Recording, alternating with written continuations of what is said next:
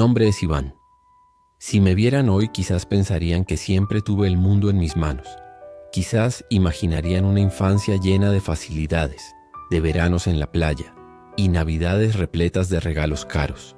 Pero la verdad es una sombra mucho más dura. Mi historia no comenzó con un cuento de hadas, sino con un grito silenciado, el sonido hueco de una puerta al cerrarse y el olor persistente a desesperación que quedó impregnado en las paredes de nuestra casa. Yo solo tenía 10 años cuando él se fue. 10 años y una responsabilidad que cayó sobre mis hombros pequeños, demasiado pesada para un niño que apenas sabía atarse los zapatos. Yo era el mayor. Nicolás tenía 7 y el pequeño Raúl, el menor, apenas había cumplido 5. Él, mi padre, se llamaba Rubén y su ausencia fue el regalo más cruel que la vida nos dio. Recuerdo la mañana.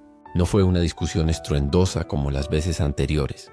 Esas que hacían vibrar las ventanas y que nos mandaban, a mis hermanos y a mí, debajo de la cama de matrimonio, donde el polvo y el miedo nos mantenían quietos. No, fue un silencio cortante. Mamá, mi Nerea, estaba parada en medio de la sala, con los brazos cruzados, el cuerpo tenso como una cuerda de violín a punto de romperse. Rubén llevaba una maleta vieja de cuero marrón, la misma que usaba las pocas veces que viajaba por trabajo, solo que esta vez no iba a trabajar. Yo estaba en el umbral de la cocina, observando, sintiendo el cambio en el aire, como el olor a lluvia antes de la tormenta. Raúl estaba agarrado a su pierna, sin entender, con la cara arrugada por el sueño. Nicolás estaba en la esquina, mordiéndose el labio inferior, con los ojos fijos en la maleta. Él siempre fue el más perceptivo. Sentía el temblor de la tierra antes que cualquiera de nosotros. «No puedes hacer esto, Rubén», dijo Nerea, la voz casi un susurro, sin emoción, lo que era más aterrador que cualquier grito. «Tenemos 3 hijos». Rubén evitó su mirada, evitó la mía, evitó la de todos nosotros. Era un hombre grande, fuerte, pero en ese momento parecía encogido dentro de sí mismo, como si quisiera desaparecer. «Lo siento mucho, necesito hacerlo. Yo ya no aguanto más. No aguantar más que la vida, los hijos, nuestra pobreza silenciosa». Él nunca explicó, nunca se molestó en hacerlo. Y fue esa falta de explicación la que años después me causó las noches más largas y me hizo preguntar si éramos nosotros, su familia, el peso insoportable que lo había obligado a huir. Es extraño cómo el abandono no duele solo por la pérdida, sino por la duda que siembra, una semilla de culpa que uno nutre sin querer. Abrió la puerta. El sol de la mañana invadió la sala por un instante, un contraste brutal con la oscuridad que se instalaba en nuestros pechos. Lo último que hizo fue posar la mano en el pelo de Raúl, una caricia breve, casi forzada. Y entonces se fue. No miró hacia atrás. No dijo adiós. El sonido de la maleta rodando por la acera y después el ruido seco del coche al arrancar, desvaneciéndose en la esquina. Lo que siguió no fue llanto, no al principio. Fue el sonido del silencio. Un silencio que más tarde descubrí que era el sonido de la dignidad herida de mi madre. Ella se arrodilló. Abrazó a Raúl con una fuerza desmedida y simplemente se quedó allí, respirando hondo, como si estuviera absorbiendo todo el aire del mundo en un intento de no desmoronarse. «Está bien, mis amores», dijo levantándose. «Mi Clara fuerte de siempre. Vamos a desayunar». La vida sigue, pero no seguía. Volvía a empezar en ese mismo instante de una manera más difícil, más pesada, más incierta. Nuestro barrio no era lujoso. Era un conjunto de casas pequeñas y antiguas, donde todos se conocían y la vida se vivía en la calle. Antes mi padre era el sustento, a pesar de los problemas. Trabajaba en un taller mecánico, lo que garantizaba al menos lo básico. Ahora él era solo la falta, un hueco vacío en la mesa. Mi madre era costurera. Hacía pequeños arreglos de ropa para las vecinas, pero el dinero siempre era justo. Después de que Rubén se fuera, ella tuvo que triplicar el trabajo. La veía por las noches, sentada en la máquina de coser, bajo la luz amarillenta de una lámpara, los hombros curvados, los dedos hábiles moviendo la tela. El sonido rítmico de la máquina era la banda sonora de nuestra nueva vida, una melodía de esfuerzo y agotamiento. Yo, como el mayor, traté de asumir su papel. A los 10 años, asumir significaba intentar ser un hombre, y ser un hombre, para mí, significaba no llorar y proteger a mis hermanos. Dormí abrazado a Nicolás y Raúl, escuchando su respiración, y me prometí a mí mismo en la oscuridad que haría lo que fuera necesario para que no sintieran la ausencia de su padre. Yo era el escudo. Mi vera promesa de seguridad, la escasez llegó sutilmente. Primero fue la ausencia de dulces después de la cena. Luego la ropa que no se reponía sino que se remendaba. Recuerdo una vez que a Nicolás se le rompió la suela del zapato. Mamá pasó días intentando arreglarla con pegamento y trozos de goma. Tenía que ir a la escuela con los pies húmedos los días de lluvia. Él se quejaba y lloriqueaba. Yo no lo regañaba, pero sentía una rabia fría creciendo en mí. Una rabia silenciosa dirigida a Rubén. Fue entonces cuando empecé a buscar mi propia manera de ayudar. El dinero era nuestro enemigo más feroz. Empecé a hacer pequeños trabajos en el barrio. Llevaba las compras de doña Eva, la verdulera, hasta su casa. Barría el suelo de la barbería de don Sergio. Cargaba cajas para el minimercado. Era poco, pero cada moneda era una victoria. Un pedacito de pan más en la mesa. Guardaba el dinero en un frasco de mermelada vacío enterrado en el patio, y solo se lo mostraba a mi madre cuando estaba a punto de ceder a la desesperación. Un día, llegué a casa después de la escuela y la encontré llorando en el suelo de la cocina, con la cabeza apoyada en las rodillas. Nunca la había visto así. Ella siempre fue nuestro faro, nuestra Irene inquebrantable. Su llanto me golpeó como un puñetazo. «Mamá, ¿qué pasó?», pregunté arrodillándome a su lado. Ella levantó la cabeza. El rostro estaba rojo, hinchado, y en sus manos sostenía un sobre arrugado. «Era la factura de la luz. La van a cortar, Iván», sollozó. «No tenemos cómo pagar. ¿Y el alquiler?». «El alquiler vence la semana que viene». En ese momento supe que los pequeños trabajos no serían suficientes. Necesitaba algo más. Esa opresión en el pecho, la impotencia, fue lo que me hizo tomar la decisión más arriesgada de mi juventud. Miré el reloj. Era jueves. Había oído hablar de un depósito de materiales de construcción al otro lado de la ciudad. Decían que contrataban chicos para cargar cemento y arena, pagando en efectivo al final del día. Era un trabajo duro para hombres, pero yo era terco. Necesitaba el dinero. Necesitaba ser el hombre que Rubén no fue. Le mentí a mi madre. Dije que iba a ayudar a un amigo a montar una maqueta y que volvería tarde. Tomé las pocas monedas que tenía en mi frasco secreto y cogí 2 autobuses para llegar allí. El lugar era gigantesco, apestando a polvo y hierro. Cuando me presenté al capataz, un hombre corpulento llamado César se rió. «¿Tú, muchacho? Serás aplastado por un saco de cemento. Vuelve a casa a jugar con tus cochecitos». Pero no iba a volver. Le rogué. Dije que tenía 15 años, que era fuerte. Lo miré con la determinación fría que solo la desesperación de un hijo puede generar. Algo en mi mirada debió conmoverlo, o tal vez solo le faltaba mano de obra. «Está bien. Si te caes no te levanto. Vas a cargar medio saco. Si aguantas el día te pago». Agarré. Al final de ese día apenas podía mover los brazos. El polvo se había instalado en mis pulmones y el olor a sudor y esfuerzo era nauseabundo. Pero en mi mano sostenía el dinero, lo suficiente para la factura de la luz y un poco más. Me sentí un gigante. Había derrotado a la oscuridad. Mi madre nunca descubrió la verdad sobre dónde pasé esas tardes de jueves.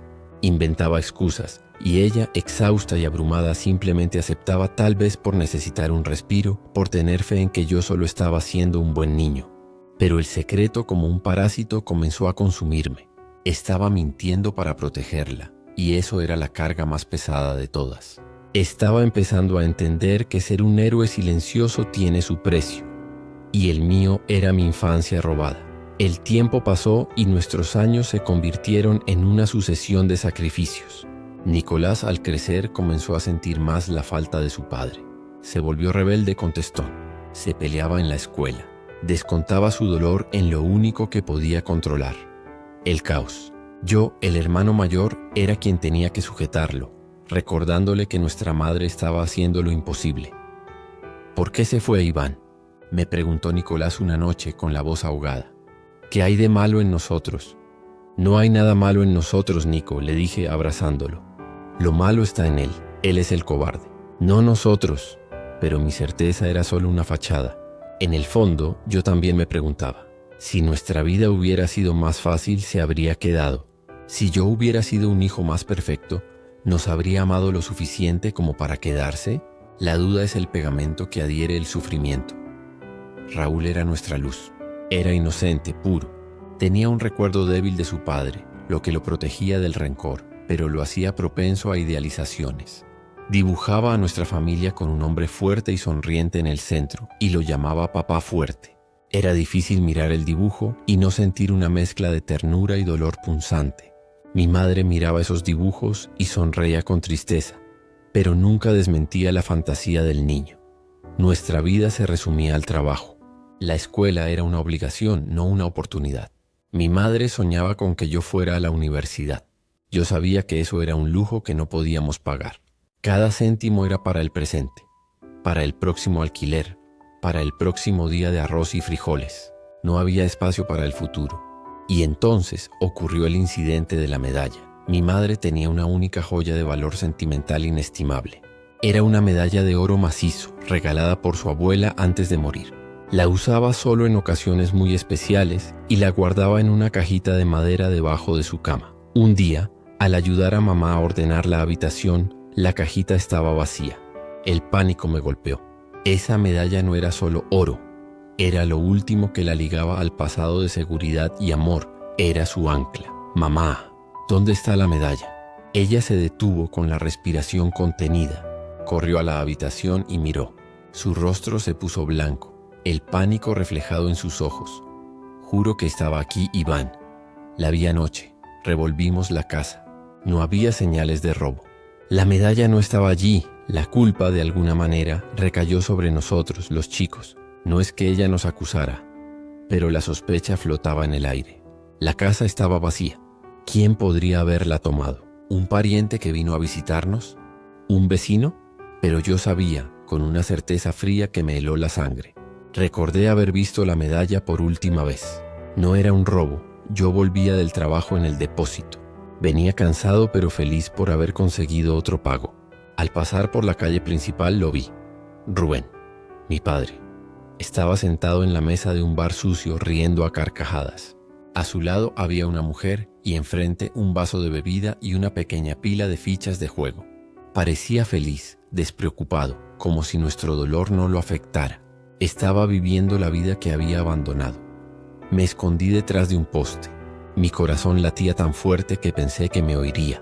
Observé, consumido por una rabia pura y destilada. Llamó al camarero y sacó del bolsillo algo que brilló bajo la luz tenue del bar.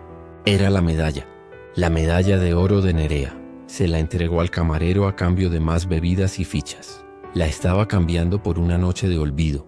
No lo confronté, no en ese momento. Simplemente regresé a casa, sintiendo un sabor amargo en la boca, el sabor de la traición final. No solo nos había abandonado a nosotros, había vendido el último vestigio de dignidad de mi madre. Mi Eva estaba desolada, pero ella no podía saberlo. No podía saber que la última pieza de su pasado de amor había sido cambiada por una ronda de bebida. Decidí que sería mi secreto, mi carga. Volví al depósito con más frecuencia, trabajando horas extras. Junté cada centavo sin contárselo a nadie, sin siquiera tocar el dinero para las cuentas.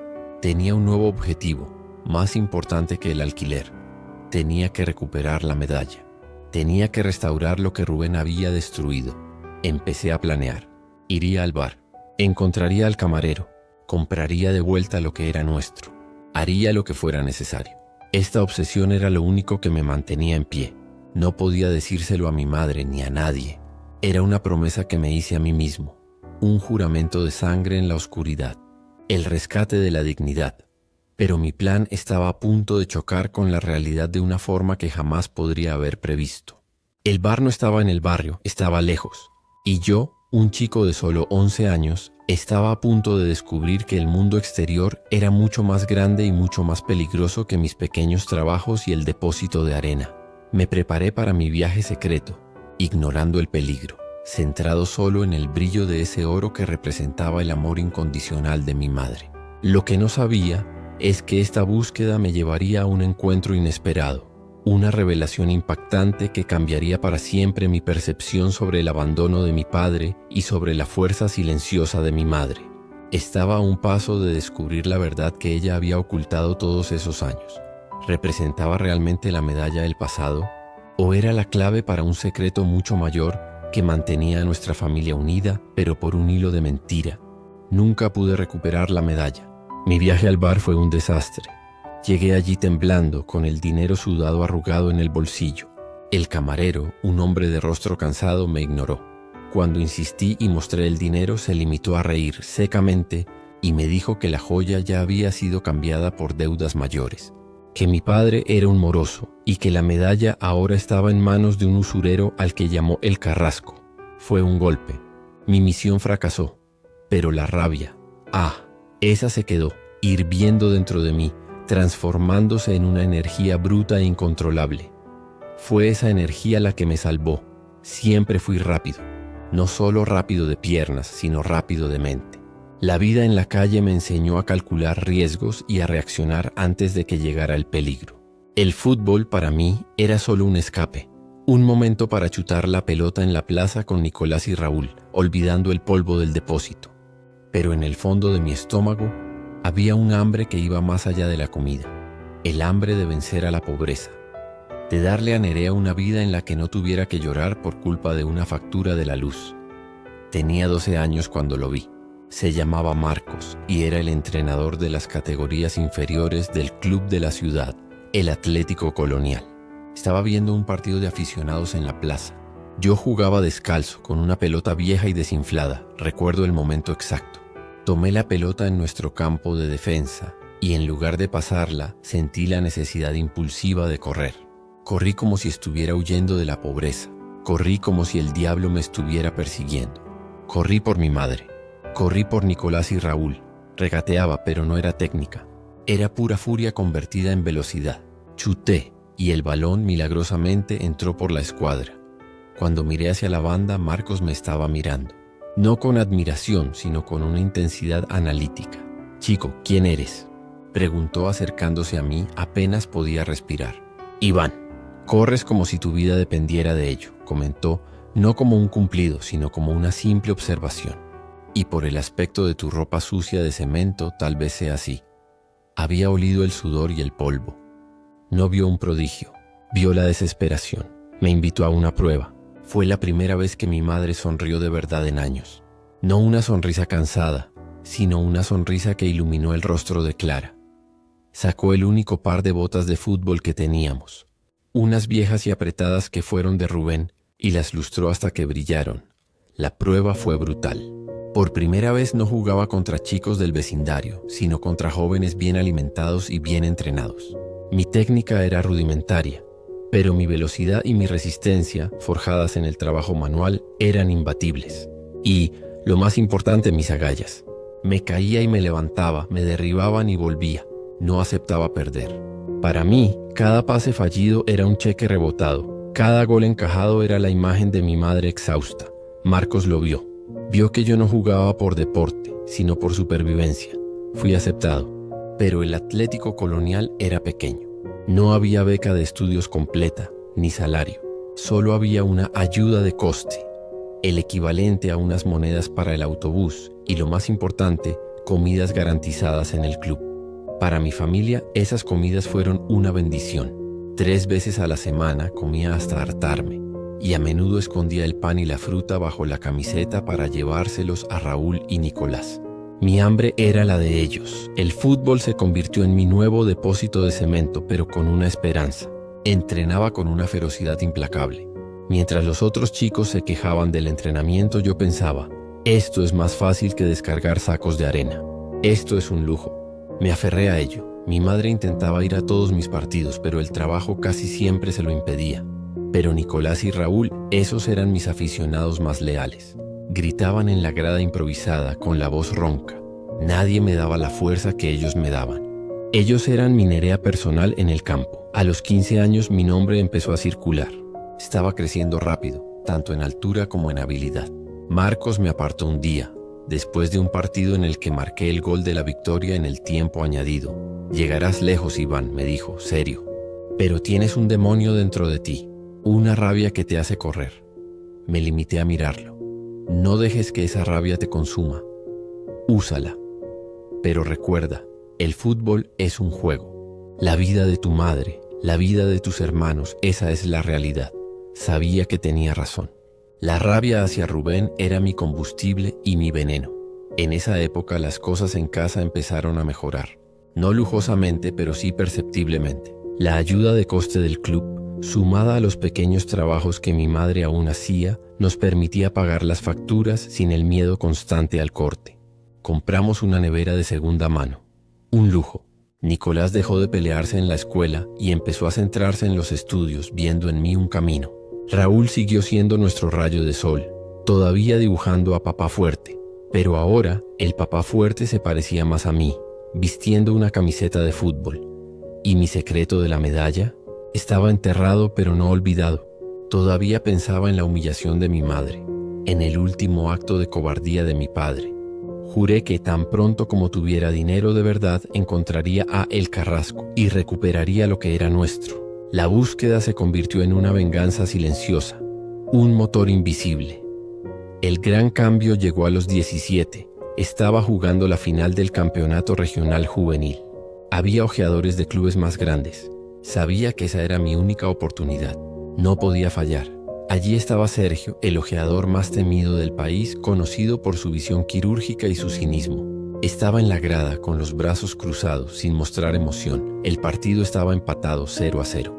Era el último minuto. El balón me cayó a mí.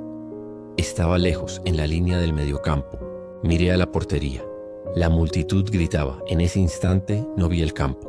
Vi el rostro exhausto de Nerea en la máquina de coser. Vi la cajita vacía debajo de su cama. Vi a Rubén riendo en el bar, cambiando nuestro amor por bebida. Corrí. Corrí más rápido que nunca. No sentí mis piernas, solo la necesidad. Pasé a 1, a 2, a 3. Cuando llegué cerca del área, el portero salió desesperado. No chuté, lo regateé, lo que era un riesgo inmenso. Y entonces, con la portería abierta, marqué el gol. La explosión de la afición fue ensordecedora, pero no miré a mis compañeros. Corrí a la banda, miré donde mi madre debería estar y vi a Nicolás y Raúl saltando, abrazados. Y sentí que en ese momento había ganado. 2 semanas después, Sergio estaba sentado en nuestra pequeña sala. El aire estaba cargado de expectación y olor a café fuerte. Mi madre estaba a mi lado, con las manos temblorosas. Iván es un talento en bruto, doña Nerea. Sergio comenzó con su voz grave. Pero lo que tiene es lo que no se enseña. Hambre. Tiene el hambre de un león. Y eso, en el fútbol, vale oro. Puso sobre la mesa una pila de papeles. Un contrato profesional para el club más importante de la capital. La cantidad era astronómica para nosotros, suficiente para comprar no solo la casa, sino un futuro. El primer sueldo era más de lo que mi madre había ganado en 10 años de costura. Cuando firmé, sentí que la pluma pesaba. No era solo mi firma, era la firma de un futuro diferente. El apretón de manos de Sergio fue firme. Ahora eres un hombre, Iván. No olvides quién eres. No olvidamos. El cambio no fue instantáneo, pero fue transformador. El primer cheque lo usé para pagar el alquiler atrasado, la luz y todo lo que nos atormentaba. El segundo fue para el regalo más importante, una casa. No era una mansión. Era una casa pequeña pero nueva, con ventanas grandes y un pequeño patio. La sonrisa de Nerea al entrar en la nueva casa fue mi mayor victoria. Por primera vez no tenía que preocuparse. Ya no tenía que coser hasta la madrugada. Pagué los estudios de Nicolás, que ahora soñaba con ser ingeniero. Él era bueno con los números, lo que lo diferenciaba de mí. Y Raúl finalmente tenía una habitación para él solo, donde podía esparcir sus dibujos. Me convertí en un joven ídolo local. Los vecinos, que antes nos miraban con lástima, ahora nos miraban con admiración. La gente pedía autógrafos. Yo era el chico que había triunfado en la vida. Pero a pesar de todo el éxito, el fantasma de Rubén todavía flotaba. Una noche estaba en mi nueva habitación mirando al techo. Acababa de comprar un coche para mi madre, algo sencillo, pero fiable. Podía darle todo, excepto lo que más le habían quitado, la dignidad de la medalla y la verdad. Decidí que era hora de resolver lo de la medalla. Tenía el dinero, tenía el poder. Busqué a Marcos, mi exentrenador. Él conocía el submundo de la ciudad. Le conté la historia de El Carrasco y la medalla. Se quedó callado un buen rato, con los ojos fijos en mí. Necesitas esto, ¿verdad? Para sentirte completo, para demostrar que eres mejor que él. No es para demostrar nada, Marcos. Es por mi madre. Es lo último que la une a su abuela. La mentira salió fácil, la que me contaba a mí mismo. Marcos suspiró. Está bien, Iván, conozco a El Carrasco. Es un hombre peligroso, pero respeta el dinero. Veré qué puedo hacer. Pero prométeme algo. Si te dice algo sobre tu padre, me lo cuentas. Tu padre, Rubén, siempre fue un problema, incluso antes de irse. Esa conversación plantó una nueva semilla de curiosidad en mí. ¿Qué quería decir Marcos con Rubén siempre fue un problema? ¿Había algo más detrás del abandono que yo no sabía? Marcos me llamó una semana después. Lo encontré. Tiene la medalla, pero quiere un precio desorbitado. Sabe que eres el jugador. Quiere 200 veces el valor del oro. Pero negocié. Te encontrará a solas mañana a medianoche en el muelle abandonado. Lleva el dinero y ve solo. Y Iván, sé inteligente. No es un buen hombre. La adrenalina se disparó. El rescate final estaba fijado. Finalmente cerraría ese capítulo sombrío de nuestra vida. Iba a confrontar el pasado y devolverle el honor a mi madre. No se lo conté a Nerea. No podía arruinar la paz que por fin había encontrado. Esa noche, antes del encuentro, miré a Nicolás, que estudiaba concentrado, y a Raúl, que dormía plácidamente. Sentí una ola de amor y orgullo. Lo había logrado. Yo era la barrera que los protegía, pero aún sentía la necesidad de un acto final, de una venganza silenciosa contra la cobardía de Rubén. Lo que yo no sabía es que ese encuentro no sería sobre la medalla, no sería sobre el oro, sería sobre la verdad. La verdad sobre la noche en que mi padre se fue. La verdad que mi madre, mi Clara fuerte, había ocultado para protegernos. Me preparé para el encuentro, sin saber que estaba a punto de caer en una trampa y que el hombre que yo pensaba que era mi padre era en realidad el héroe de la historia que estaba a punto de descubrir. El muelle abandonado olía a salitre y abandono, un olor frío y salado que me recordaba la soledad. La medianoche era un manto pesado, y la única luz venía de un faro lejano lanzando haces lentos e intermitentes sobre las aguas oscuras. Yo estaba allí, con la mochila pesada de dinero en la espalda, listo para confrontar a El Carrasco. No tenía miedo, tenía una determinación gélida, la misma que me hacía correr más rápido que mis adversarios en el campo. Lo vi, no era grande, pero su presencia era opresiva. Un hombre de traje oscuro, incluso en ese lugar sucio, y ojos que parecían no tener emoción. A su lado, un matón silencioso con la sombra de un revólver bajo el abrigo.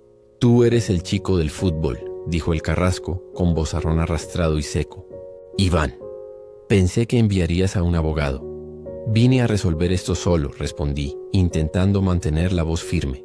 «Traje el dinero. Quiero la medalla de mi madre». Él esbozó una sonrisa de burla. «La medalla. ¿Crees que ese oro vale lo que trajiste, chico? Esto vale mucho más que la pieza en sí». Sentí cómo se activaba el gatillo mental de la curiosidad, más fuerte que en cualquier partido. ¿Qué quería decir? ¿A qué se refiere? Hizo un gesto para que el matón tomara la mochila. No me resistí. El dinero era solo el medio. El objetivo era la medalla. El Carrasco abrió la mochila, miró el fajo de billetes y asintió satisfecho. Se metió la mano en el bolsillo interior del saco y sacó algo envuelto en un pañuelo de seda. Lo desenvolvió. Era ella, brillando débilmente bajo la luz del faro, la medalla de oro de Nerea. El último recuerdo de su abuela, el honor de mi familia. Extendí la mano, pero él me la sujetó. «Antes que nada la historia», dijo, mirándome fijamente con esos ojos fríos. «¿Crees que tu padre Rubén cambió esto por bebidas y fichas de póker, no es así?» Mi corazón se aceleró. Era exactamente lo que pensaba. «Es lo que vi», respondí, la voz cargada de odio. El Carrasco se rió, una risa corta y sin humor. «Chico, tienes 17 años. No sabes la fuerza que tiene tu madre. El cobarde no era él, era yo». Respiró hondo y la historia que narró en esa oscuridad cortó el viento frío del mar con la fuerza de un huracán. «Tu padre era un ludópata, una deuda conmigo, una deuda que en ese momento era más de lo que valía tu casa. Lo acorralé, lo amenacé de muerte, la suya, la de tu madre y la de tus hermanos. Estaba aterrorizado, no podía pagar, intentó darme la casa, dije que no. Yo quería la deuda pagada en sangre o en dinero», continuó El Carrasco. «Esa mañana en que se fue no fue él quien decidió irse, fuimos nosotros quienes lo echamos». Le dije: «Tienes una noche para desaparecer de esta ciudad y no mirar atrás. Si te quedas te llevo a ti y a tu familia al fondo del mar. Me tambaleé, apoyándome en un poste de madera. Mi cabeza daba vueltas. El abandono no había sido cobardía, sino un acto desesperado de protección. ¿Y la medalla? Pregunté con un susurro. Volvió. 1 hora después de irse, reveló el carrasco, y la conmoción fue física. Me encontró aquí mismo. No tenía un centavo. Estaba desesperado. Me suplicó: llévame a mí, mátame, pero no toques a mi familia. Toma esto y jura que nunca más los buscarás, que desaparecerás de sus vidas y considerarás la deuda saldada. Levantó la medalla. Este oro no pagó la deuda, no se acercaba ni de lejos, pero me miró con un dolor tan profundo, un dolor de padre que se sacrifica, que hasta yo sentí la presión. Vi que para él dejar a su familia era la muerte, pero era la única forma de salvarlos. Tomé la joya, acepté su negociación y cumplí mi palabra. Desapareció. Se convirtió en un fantasma para que ustedes pudieran vivir. ¿Y tu madre, Nerea? ¿Ella lo sabía? Tu madre, chico, es la guerrera. Me buscó 2 semanas después de que él se fuera. Me preguntó qué había pasado. Supo de la deuda, de mi ultimátum y del sacrificio de Rubén. Me hizo jurar una cosa: que nunca les contaría la verdad, que debían crecer odiando a un cobarde pero seguros antes que amando a un héroe muerto o acorralado. Ella mantuvo el secreto, el dolor y la imagen de un marido débil para proteger vuestras mentes y las de vuestros hermanos. El mundo se vino abajo. Toda mi rabia, todo mi odio, toda mi energía de lucha se habían construido sobre una noble mentira. No estaba rescatando el honor. Estaba en realidad rescatando la memoria de un padre que se sacrificó.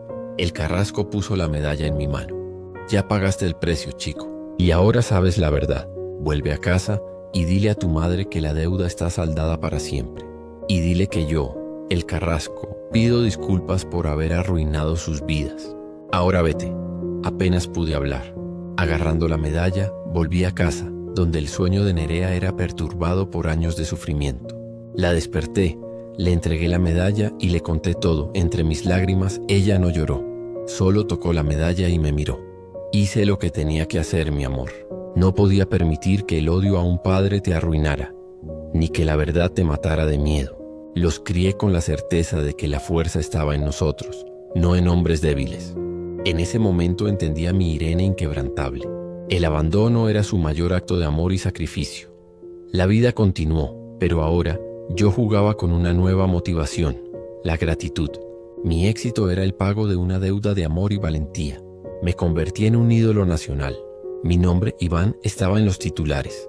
Los patrocinadores vinieron y utilicé mi nueva fortuna para asegurar que Nerea nunca más sintiera el olor del miedo.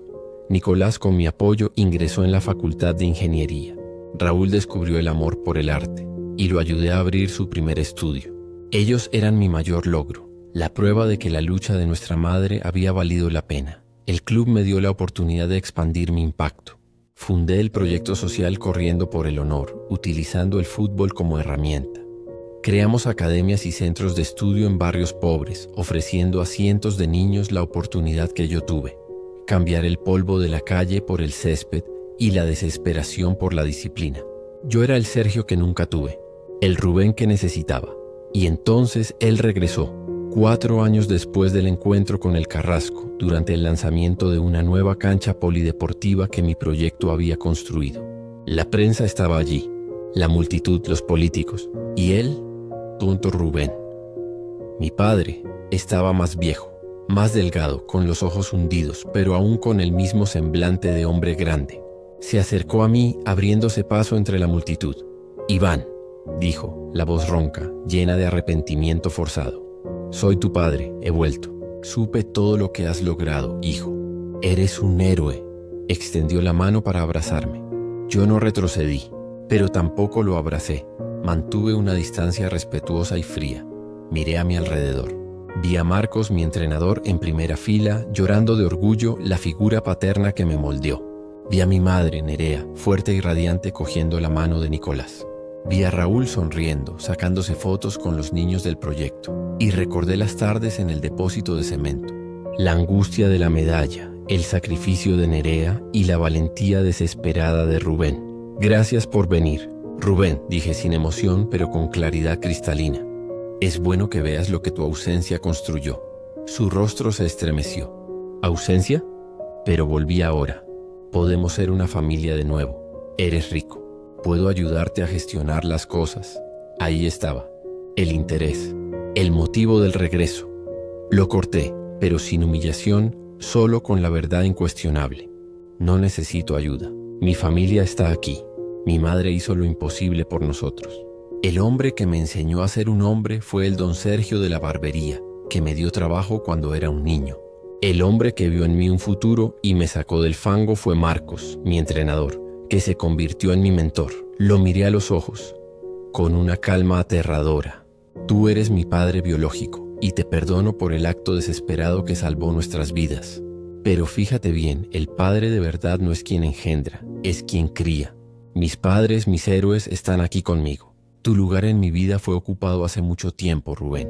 Me volví hacia la multitud y concluí mi discurso, volviendo a centrarme en los cientos de niños que representaban mi futuro. Rubén se quedó atrás, solo. No hizo más drama. Simplemente se dio la vuelta y se alejó, tragado por la multitud de personas que me veían como su héroe. Su segunda ausencia fue menos ruidosa, pero infinitamente más definitiva. Ya no lo odiaba. Lo había perdonado, pero mi amor, mi lealtad y mi reconocimiento pertenecían a quienes se quedaron. Mi vida se convirtió en un testimonio del poder de la perseverancia, de la fuerza inquebrantable de una madre y de la certeza de que no importa cuán sombrío sea el comienzo, el final puede ser tan brillante como nuestra clara visión de futuro. Y ahora, con mi honor restaurado y mi familia segura, sé que la verdadera victoria no está en el marcador del partido, sino en el legado que dejamos para las futuras generaciones. Mi historia es la prueba de que la mayor riqueza es la familia que construimos con sacrificio, amor y mucha valentía.